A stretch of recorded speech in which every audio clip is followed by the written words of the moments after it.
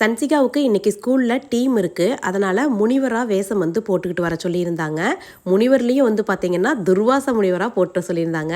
துர்வாச முனிவர்னு சொன்னதையும் எனக்கு மகாபாரதம் தான் ஞாபகம் வந்தது.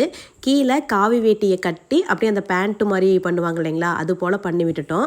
அது வந்து எங்களுக்கு சரியாகவே பண்ண தெரியலை. நாங்கள் யூடியூப் பார்த்து தான் அப்படியே பண்ணினோம். முனிவரெல்லாம் மேலே கொண்டை போட்டிருப்பாங்க இல்லைங்களா, அதே போல் மேலே வந்து நல்லா உச்சி குடும்பம் வந்து போட்டு விட்டாச்சு.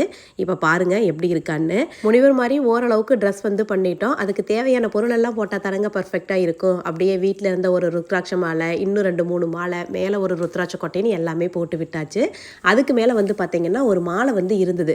சரி, இதை வந்து அந்த கொண்டையில் சுற்றி விட்டு பார்த்தோம்னா கரெக்டாக இருக்குமான்னு பார்த்தோம். சுற்றி விடங்காட்டி நல்லா பர்ஃபெக்டாகவே இருந்தது. பட்டையை போட்டு சந்தன குங்குமம் வச்சதையும் நல்லா பர்ஃபெக்டாகவே மாறிட்டா. துண்டு வந்து மேலே போத்திக்கணும் அப்படின்னு சொன்னால் மேலே போத்திக்கிட்டால் நல்லா இருக்காது. இப்போதைக்கு நான் மடித்து போட்டு விடுறேன் பாரு அப்படின்னு சொன்னேன்.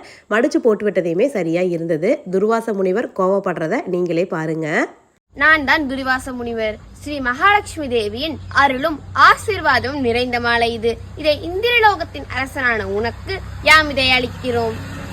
இந்திரா, என்ன காரியம் செய்தீர்? உமது செயலானது என்னை மட்டுமல்லாமல் மகாலட்சுமி தேவி தாயாரையும் அவமதிக்கும் செயலாகி விட்டது. இதை துர்வாச முனிவரான நான் ஒரு பொழுதும் இருக்க மாட்டேன்.